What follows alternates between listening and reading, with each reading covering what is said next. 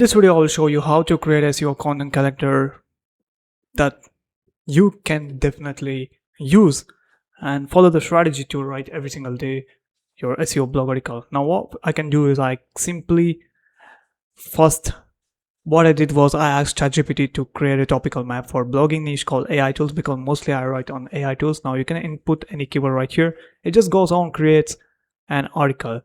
The topical map. Now, and then hit enter. Now we can also give 365 days. It will do that for you. But for example, for the video purpose, I'm doing it for 30 days.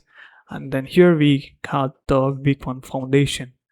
Now it's also suggesting me to write a pillar page, pillar topic content, and then you've got those different sub niches,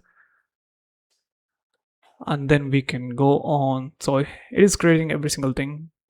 And then here what you need to do is take this keyword and go to any AI SEO tools like Arvo, click on SEO article, and then input the keyword right here, click on add keyword, and then generate an article, and then publish it directly to the WordPress, and you're done. That's it.